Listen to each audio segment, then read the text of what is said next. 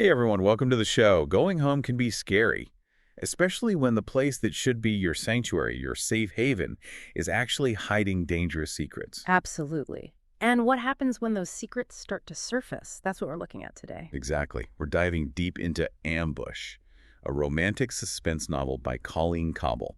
If you want to grab a copy, check the link in the description below. Now, I know romantic suspense might sound a bit predictable, but trust me, Ambush is anything but. Yeah, you've shared this book with us, Right. and I bet you are hooked by that mix of heart-pounding suspense and the emotional struggle of healing, right? Right. And I think what makes it work so well is that Coble doesn't shy away from the tough stuff. So true.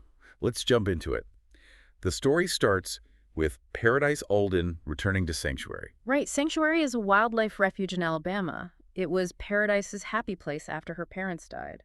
But her return, it's not all sunshine and roses. Oh, not at all. She takes a job working for Jenna Lawson, the owner of Sanctuary, and instantly there's tension, especially with Jenna's son, Blake. You can tell there's history between them.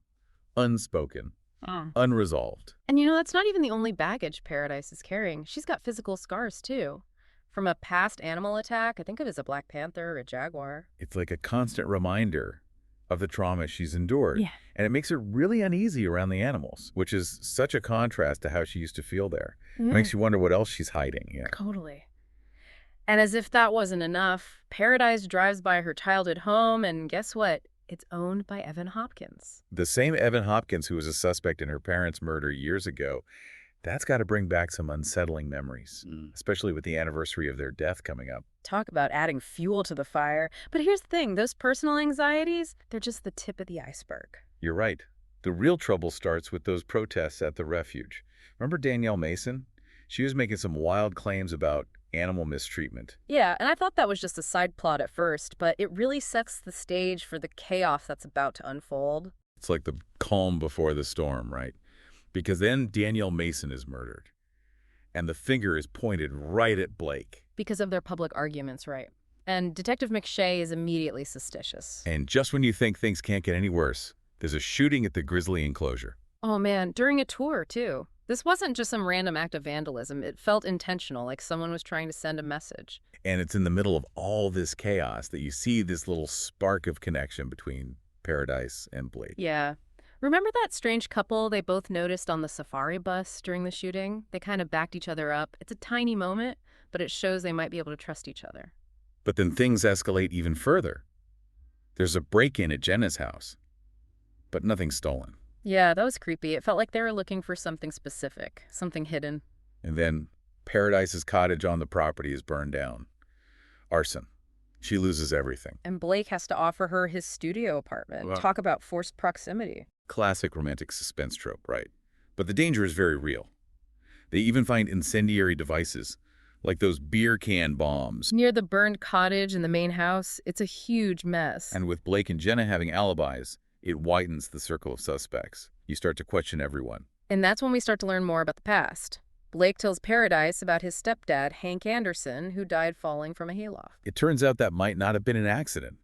There were signs of someone trying to run Hank off the road before his death, too. So the danger goes way back, and it's connected to Sanctuary itself. It's like a shadow hanging over the place. And in this shared moment of vulnerability, Paradise and Blake really start to open up to each other. Paradise even tells Blake about her mother's scream the night of the murders, a memory she's buried deep. That was such a raw moment, and you could see it brought them closer, but then they stumble upon a list of evidence from her parents' murder. And it fuels their determination to find the truth, both about the present threats and the mysteries of the past. And just when they think they might be making progress, they run into Clark Reynolds, a former employee with a huge grudge against Blake. Because of Blake's involvement in his brother's death, right? That's a strong motive for revenge. For sure. And then there are those near misses that start happening. The hyena enclosure gate is found open, and then an iron almost falls on Blake in a shed. Someone's trying to kill him. Not just scare him anymore. Things are getting serious. And then Jenna reveals Frank Ellis's attempts to buy their land, Adding a financial motive to the mix. So you have personal grudges, potential sabotage, and now a possible land grab. It's all connected somehow. And just when you think it can't get more intense, they find Isaac, Blake's younger brother, inside the tiger enclosure. That was terrifying. It showed how far someone was willing to go to hurt the Lawsons. even risking the life of a child. It really raises the stakes.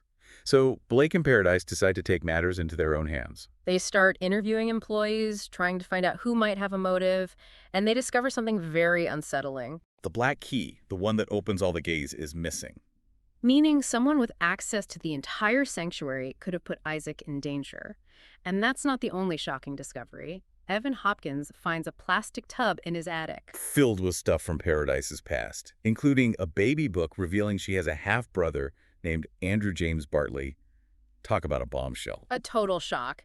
And as if that wasn't enough, Mary Dillard, a neighbor whose son died, shares her suspicions. About Frank Ellis, right? She thinks he was involved in her son's death, and maybe even Hank's, and that he's desperate to get his hands on the sanctuary property. It's like every piece of the puzzle makes the picture even darker.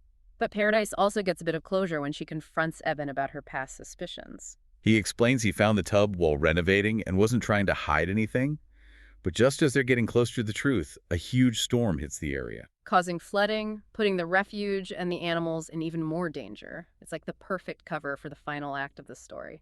because during the chaos, Blake gets trapped in the flooded hyena enclosure, and someone starts shooting at him, trying to force him into the water with the hyenas. It's a desperate move. And Paradise, with help from Clark Reynolds, manages to rescue him.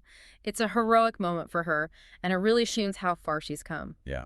And finally, the truth comes out. The shooter is Owen Shaw, the park veterinarian, manipulated by his wife Lacey. Who was obsessed with Blake and wanted Jenna to sell the property so they could leave. It's a twisted motive, but it makes a strange sort of sense. But there's one more twist. Remember Detective McShay?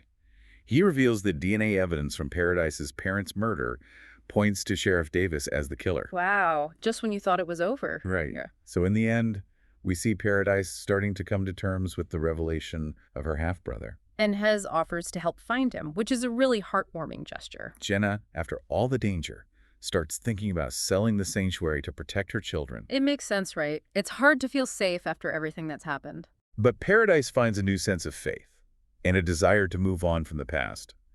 And her connection with Blake deepens. They've been through so much together, and it feels like they might actually have a chance at a future. So what did you think of Ambush? It really takes you on a roller coaster ride. It does. It's more than just a romantic suspense. It's a story about trauma, healing, and finding strength in unexpected places. We really enjoyed unpacking all those layers with you. Yeah. So tell us, what was your favorite moment? Or which character intrigued you the most? Head to the comments below and let us know. We're always up for a good discussion. Let's keep this conversation going. And as you go about your day, remember this. Sometimes the places we think are safest can hold the most danger. But it's in those moments when we're pushed to our limits that we discover our true strength. And the power to create a new path forward. Thanks for joining us.